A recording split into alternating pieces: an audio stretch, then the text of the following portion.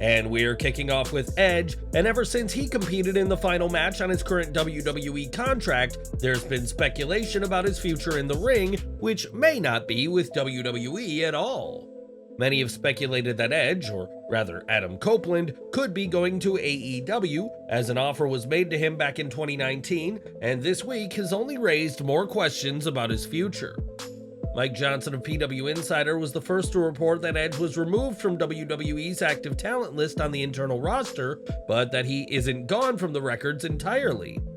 Edge's name is now listed on the Miscellaneous talent roster, joining the likes of The Undertaker, Braun Strowman, Titus O'Neil, Big E, and Stone Cold Steve Austin. The Miscellaneous list encapsulates talent who are connected to the company, but who are not working actively on any WWE programming, either due to injury or simply because they're not being used. The fact that Edge has been taken off the active roster list has gotten many people talking about his next chapter in wrestling, and Mercedes Moné was no exception. Taking to Twitter, the former IWGP Women's Champion shared the first two lines of Edge's theme song, Metalingus, that state, "On this day, I see clearly everything has come to life." It's certainly interesting for Moné to be the one to tease something with Edge, as she's been rumored to be heading to AEW for some time, and was even present at AEW All In. Edge has made it clear that his time in the ring is ending, and should he have one run in AEW before calling it a career? Or do you think his retirement from the ring should come as part of WWE? This week, WWE and UFC merged into one company under the TKO Group Holdings banner, and ever since Endeavor's acquisition of WWE was announced in April, departures were expected. It was reported in April that aggressive cuts of at least $50 million are expected, but this week, one of the biggest names on WWE's corporate team chose to leave TKO. In a memo sent to employees, at WWE, CEO Nick Khan announced that Chief Financial Officer and Chief Administrative Officer Frank Riddick will be leaving by the end of this month. The memo praised Riddick's contributions to WWE, where he was responsible for various aspects including financial planning and analysis, strategy, controllership, investor relations, tax, data analytics, technology, event travel, and facilities. Riddick was also the voice on WWE's quarterly investor calls and received a $5 million bonus this week after the completion of the Endeavor deal. As for what's next for Riddick, that remains to be seen, and while his exit was sudden, the man who made millions in one day this week won't be leaving WWE empty-handed. After the return of Vince McMahon to WWE, Stephanie McMahon stepped away from the company, something she had intended to do last year before Vince's retirement thrust her back as CEO. Speaking on the Bill Simmons podcast this week, current WWE CEO Nick Khan was asked about Stephanie and said he respects her decision to leave, though wishes he hadn't. Praising McMahon as a terrific executive and terrific person, Khan reiterated that he respects Stephanie's decision, and who knows if we'll ever see her return to WWE. Next January, WWE will host its annual Royal Rumble event, kicking off the road to WrestleMania, and now we know where that road will begin. WWE has announced that the 2024 Royal Rumble event will go down on January 27th in Tampa Bay, with plans to visit St. Petersburg, Clearwater, and Tampa, Florida for a weekend of events. The Rumble itself will happen in Tropicana Field in St. Petersburg, which was once home to the Thunderdome, and WWE has provided a promotional poster which has had fans talking. While many superstars adorn the image, Roman Reigns is noticeably not on the poster, and at this time hasn't been advertised for one of WWE's biggest events of the year. Reigns has been working a reduced schedule since signing a new WWE deal last year, and after competing at SummerSlam, did not compete at Payback, and isn't expected at next month's Fastlane. The next event Reigns is advertised for is Survivor Series in November, in what may be the last we see of him in the ring for a very long time. It's possible that Reigns could be added to the Royal Rumble event at a later date, but his absence from the initial promotional material has sparked speculation about his involvement in the show.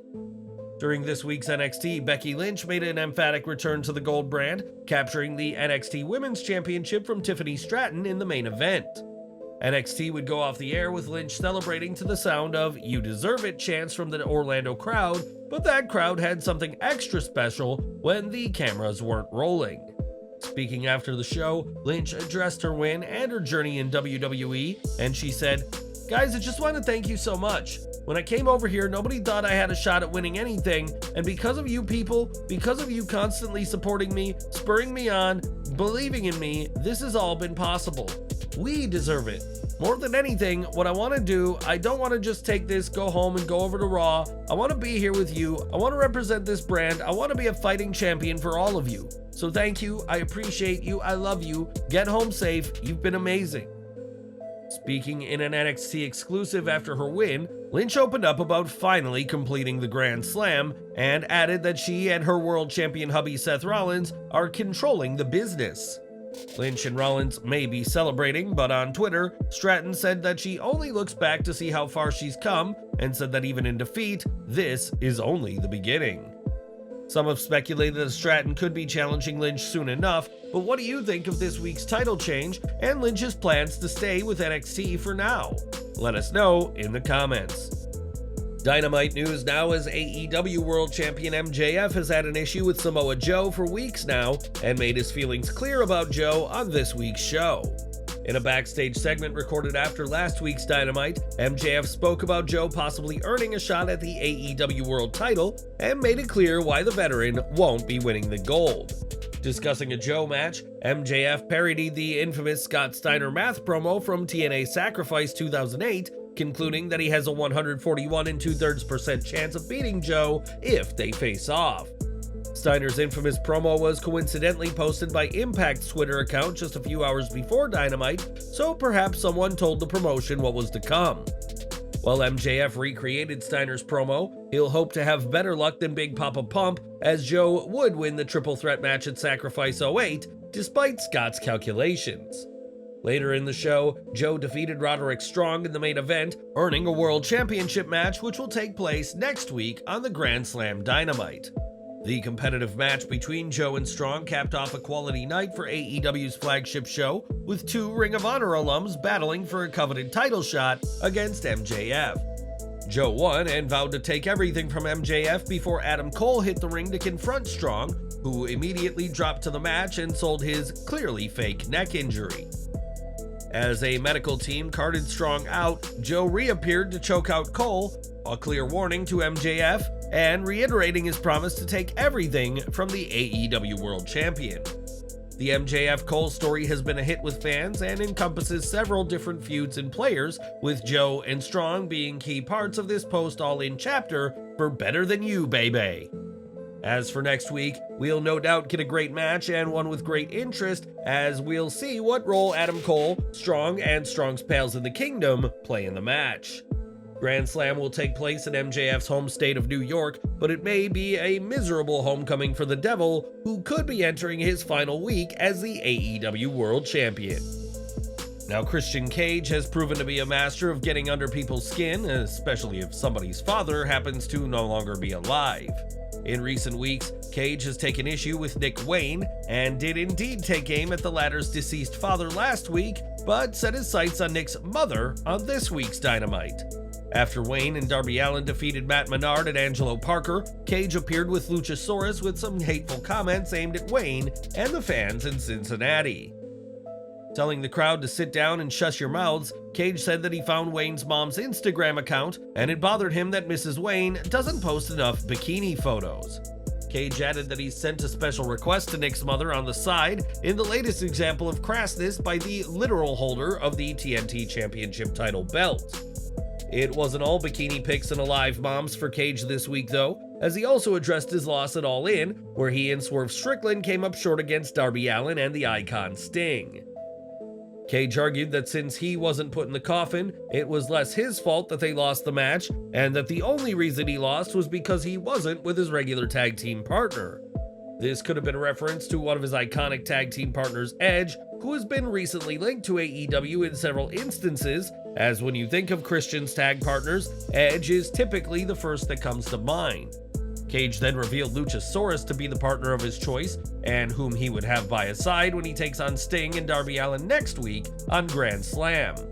Christian will be hoping to have better luck with Luchasaurus by his side, but if the duo lose at Arthur Ashe Stadium, it may leave Cage with no choice but to seek out another partner, one that's rated R.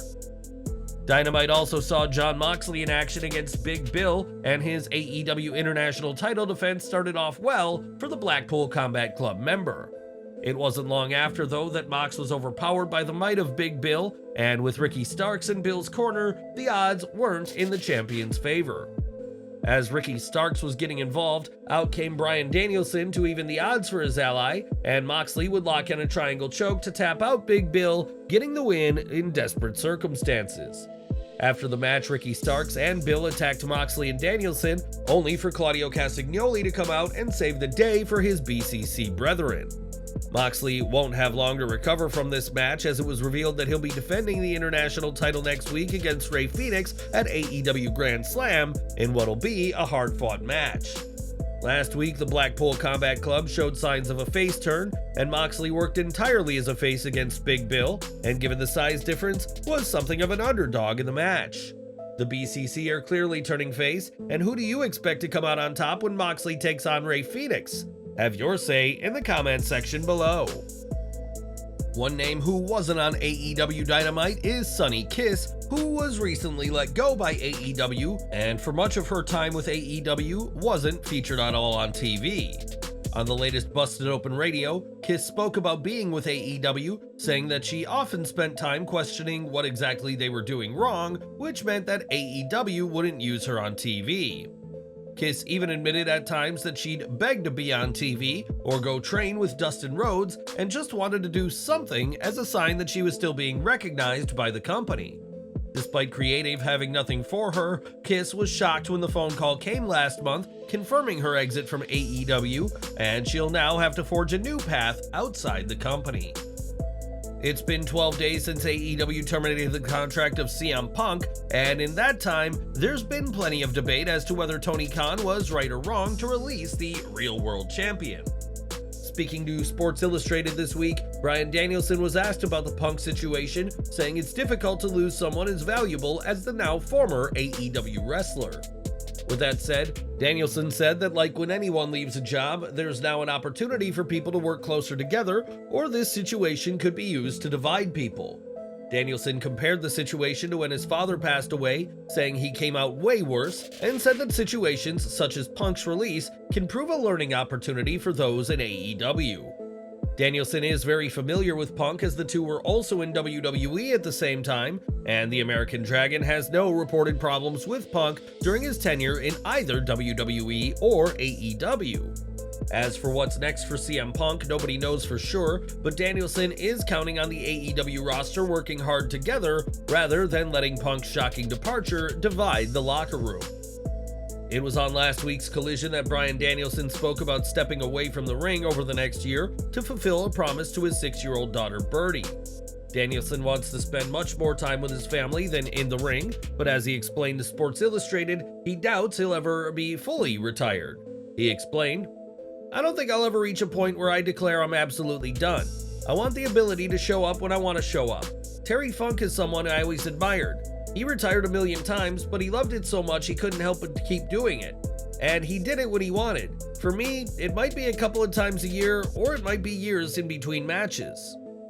Danielson once thought he'd wrestle until the day he died, adding that the next chapter of his career won't be regular weekly matches, and isn't even sure if he'll be wrestling at certain big shows. One idea Danielson does have in mind is wrestling for Defy in Seattle, saying the company wouldn't even need to promote him, as he could just be a surprise and do my thing. As for now, Danielson has a date with Zack Sabre Jr. at WrestleDream on October 1st, and we'll have to wait and see how Danielson will continue to be booked until he ends his full-time in-ring career. When TKO Group Holdings was launched, executives from WWE, UFC, and Endeavor spoke in various media appearances, as you'd expect when dealing with such a historic venture. Of all the interviews, UFC COO Lawrence Epstein had perhaps the most optimistic comment, saying with TKO, he wants every UFC fan to become a WWE fan, and for WWE fans to become UFC fans. That was quite the goal given the sometimes hostile nature between the two fandoms, And during a press conference of his own, UFC CEO Dana White didn't hold back when addressing the comment. "Lawrence, I love you. That was one of the dumbest statements of all time. Yeah, I don't know why he said that. I don't even know what to say to that. No, there's some crossover. Some people like WWE, some people like UFC, some people like both. I don't think there's ever going to be a day when we turn every UFC fan into a WWE fan or every WWE fan. What's beautiful about the synergy between these two fan bases is that they are completely opposite. There's very little crossover, and again, maybe he was misquoted. I hope that's the case because I could not disagree with him more." Speaking to Big Boy TV this week, White revealed that Shane McMahon was actually interested in purchasing UFC in the early 2000s, but that his efforts were stopped by his father Vince. One can only imagine how both companies would look today had Shane been able to purchase the company, but the two companies would have been working together years before TKO was launched. Some fans may like both companies, but it's unlikely that we'll see UFC fans who have decried WWE as fake start donning Bloodline shirts anytime soon at all. But what do you think of this? Are you a fan of both WWE and UFC? And do you think a crossover between the two fandoms is possible? Sound off in the comments. This week, AEW brought Dynamite and its Rampage taping to Cincinnati, Ohio, so it was fitting that Cincinnati's own Jon Moxley was featured on the show. On Dynamite, Moxley successfully defended the AEW International Championship, but not even that was enough to fill the arena. WrestleTix reports that the event was set up to host 2,807 fans, and while 2,336 were distributed, leaving 471 to sell, photos at the show made it clear that not everyone who received a ticket showed up. Once again, these images show a worryingly low turnout for AEW, which is especially concerning for Tony Khan at a time when WWE audiences are growing larger and larger. One estimate said that fewer than 1,500 fans actually attended the Heritage Bank Center, around half of what AEW had set up the show to hold. AEW started out with a bang a few years ago, but it's clear that they are having issues filling seats, and we'll have to see what measures are taken to end what has become a recurring trend for the company. The audience of this week's Dynamite was seriously low, mere weeks after AEW hosted its largest event ever, All In, inside Wembley Stadium. As AEW reported, the paid attendance for the show was a staggering 81,035 fans, a record for a wrestling event, and that number has been celebrated time and time again. Now though, it seems Tony Khan was borrowing a tactic from Vince McMahon, as it appears this number was massively inflated. When Brent Borough Council, the local authority for the London Borough of Brent in Greater London, England, was asked for the official and accurate attendance figure, they said that AEW tacked on about 10,000 fans. It was WrestleTix who estimated that 83,131 fans filled Wembley, but according to a source mentioned by WrestleNomics, a typical AEW event sees a turnstile count that is about 80 to 90% of the paid attendance or tickets distributed. The more accurate number of paid fans in Wembley is now believed to be 72,265, reflecting 89% of that 83,131 figure, and while 72,000 is still impressive, it's not what AEW was leading fans to believe. Looking ahead though, AEW now has another major event scheduled next week when they return to Arthur Ashe Stadium for Grand Slam 3, but the show may not feel like that big of a deal. WrestleTix reports that AEW has a lot of work to do if they want to sell out Arthur Ashe Stadium this year, with over 5,800 seats available in the 12,129 seat setup. Perhaps Khan will tack on a few thousand non-existent fans for that show as well, as despite trying to present himself as wildly different to Vince McMahon, perhaps the two men aren't as different as it may first appear. It was earlier this week that Jade Cargill made her return to programming, in her first appearance since losing the TBS title to Chris Statlander, a championship she is eager to regain. It has now been confirmed that Cargill will get a rematch this Friday on Rampage, as the former champion seeks to prove that her only pinfall loss in AEW was nothing more than a fluke. While the crowd size may have been lacking this week, the action certainly wasn't, as this week's show saw Hangman Adam Page defeat Brian Cage in another stellar matchup between the two. Toni Storm emerged victorious in a fatal four-way match, besting Hikaru Shida, Nyla Rose, and Dr. Britt Baker, and now has the opportunity to become the first three-time AEW Women's World Champion. To do so though, Storm will need to defeat Saraya on next week's Grand Slam Dynamite, and after fighting back from her neck injury to win the title in her home country, Saraya won't make things easy for her former friend. We've got some concerning news regarding former WCW star the Maestro next, who is dealing with some serious health issues. On his GoFundMe page, the Maestro, real name Rob Kellum, spoke about recovering from medical issues from years of working, recent sickness, and health complications, along with the loss of transport.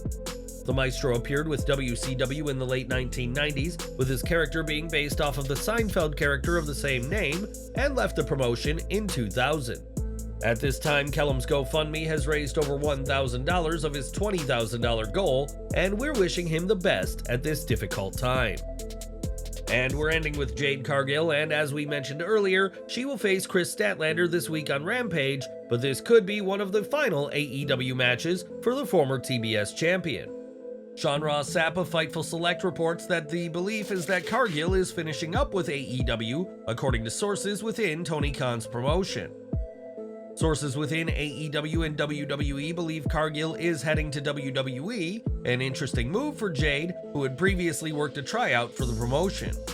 Cargill has since said that the management she spoke with questioned her commitment to wrestling given that she's a mother, saying that "this is your family now," referring to WWE.